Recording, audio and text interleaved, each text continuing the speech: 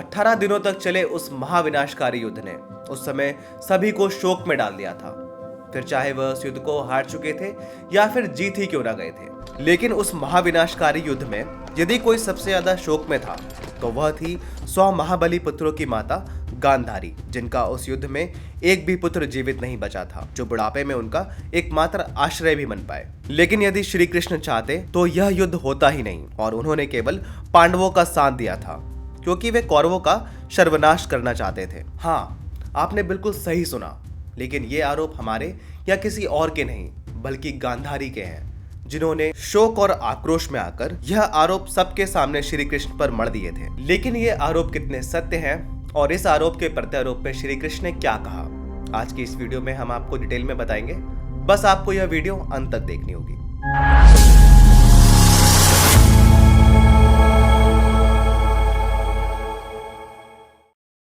अपने सभी पुत्रों के संपूर्ण विनाश ने गांधारी को विचलित कर दिया था।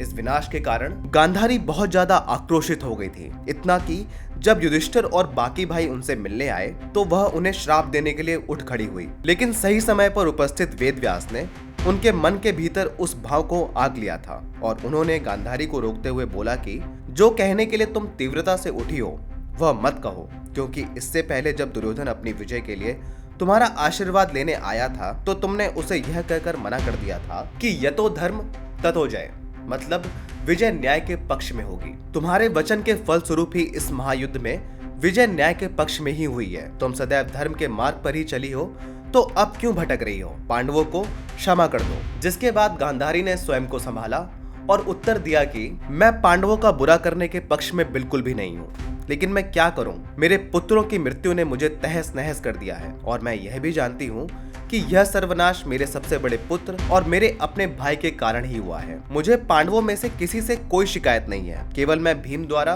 दुर्योधन को मारे जाने के तरीके से नाराज हूँ। जिसके बाद भीम ने विनम्रता पूर्वक गांधारी को बताया कि पासों के खेल में हुई उस दुर्घटना के कारण मैंने प्रतिज्ञा ली थी और उसी प्रतिज्ञा और अपने बड़े भाई युधिष्ठिर के लिए राज्य सुरक्षित रखने के कारण ही मैंने दुर्योधन का वध किया था। हालांकि यह तर्क गांधारी को समझ नहीं आया और उन्होंने दुशासन का रक्त युद्ध के मैदान में पीने का कृत्य भीम को याद दिलाया और कहा कि यह कृत्य एक योद्धा के लिए बिल्कुल भी उचित नहीं था, तो तुमने ऐसा क्यों किया? जिसके जवाब में भीम ने फिर से समझाया कि वह हस्तिनापुर की सभा में ली गई एक अन्य प्रतिज्ञा से बंधा हुआ था, जिसे उसने पूरा किया, और आगे कहा कि लेकिन मैंने उसका रक्त नहीं पिया था और ना ही रक्त की एक बूंद भी मेरे दांतों से आगे गई थी। मैंने सिर्फ अपनी प्रतिज्ञा पूरी करने के लिए रक्त को अपने मुंह से लगाया था।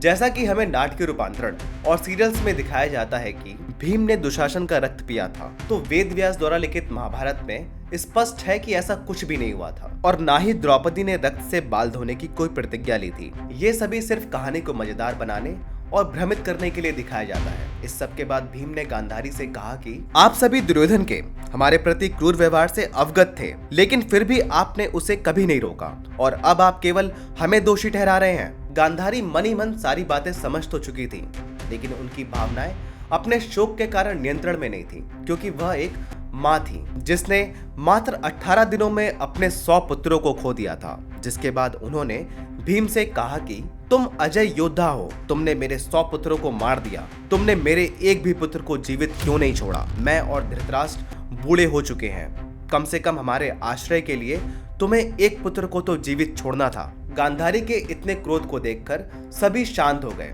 और कोई कुछ भी नहीं बोला, लेकिन कुछ ही क्षणों में गांधारी का क्रोध शांत हो गया और वह अब युद्ध भूमि में पड़े अपने पुत्रों के शवों को देखना चाहती थी, जिसके कारण वह पांडव व श्री कृष्ण के साथ वहां जा पहुंची, जहां चारों तरफ विलाप हो रहा था।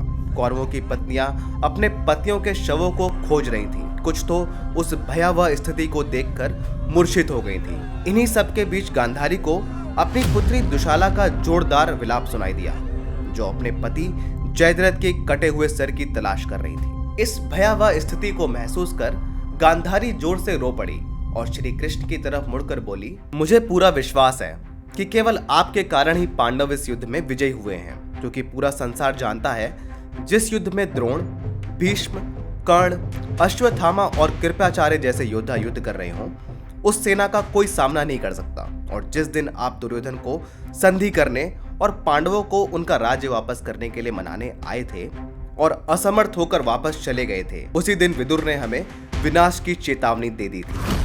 ऐसा कहते हुए गांधारी का हृदय क्रोध और दुख से भर गया, जिसके बाद उन्होंने आगे कहा कि कृष्ण तुम यही थे और चचेरे भाइयों को आपस में लड़ते देखते रहे। तुमने आखिर ऐसा कैसे होने दिया? तुम बहुत शक्तिशाली हो।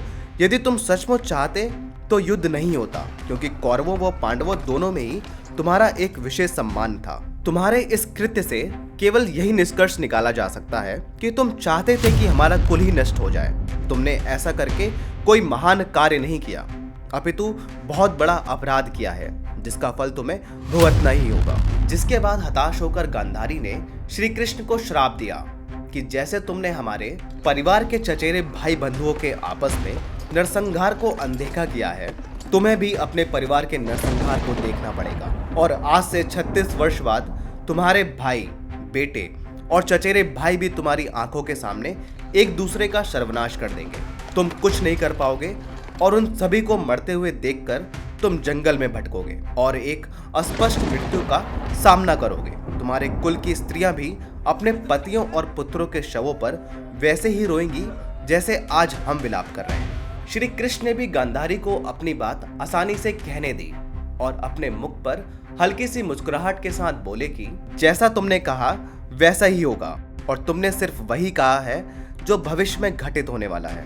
इसमें तनिक भी संदेह नहीं है कि यादवों का नाश होगा। लेकिन आप एक बार अपने कार्यों पर भी ध्यान दो। तुम्हारा दुष्ट मन वाला चालाक पुत्र बहुत ही ईर्ष्यालु और घमंडी था। तुमने उसके दोषों को रोकने के लिए कुछ नहीं किया। वह क्रूर और द्वेष का प्रतीक था, जिसने अपने बड़ों की हर बात का उल्लंघन किया था। तुमने हमेशा उसे प्रोत्साहित किया था। तुम्हें क्या लगता है कि तुमने जो वह सब किया उचित किया? और फिर तुम ही मुझे इस अपरिहार्य परिणाम के लिए कैसे उत्तरदायी ठहरा सकती हो? श्री कृष्ण ने यह सभी बातें एकदम स्पष्ट लेकिन बहुत शांत भाव में गांधारी से की। जब गांधारी बिल्कुल शांत हो गई तो श्री कृष्ण थोड़ा स्नेह के साथ बोले कि तुम्हारी जैसी योद्धा महिला ही युद्ध में अपने पुत्रों को भेजने के लिए जन्म देती हैं, जो बिना किसी भय के युद्ध करते हुए अपने प्राणों की आहुति देने के लिए हमेशा प्रेरित रहे। तुम्हारे पुत्रों ने भी वैसे ही वीरता पूर्वक युद्ध के मैदान में मृत्यु को गले से लगाया है, जैसे योद्धा युद्ध में करते हैं। इन सभी के बाद समय के साथ ही गांधारी का दुख कम होता चला गया, क्योंकि यह क्षति भी उनकी आंखों पर बंधी पट्टी की तरह स्थायी थी। हम आशा करते हैं आपको यह वीडियो अवश्य पसंद आई होगी। अगर आपको यह वीडियो पसंद आई है तो अपने दोस्तों व परिवार के साथ अवश्य शेयर करें। लेकिन क्या आप उस युद्ध के बारे में जानते हैं जो भीम और दुर्योधन के मध्य हुआ था? आपको क्या लगता है, यह युद्ध धर्म की निशानी थी या कायरता की?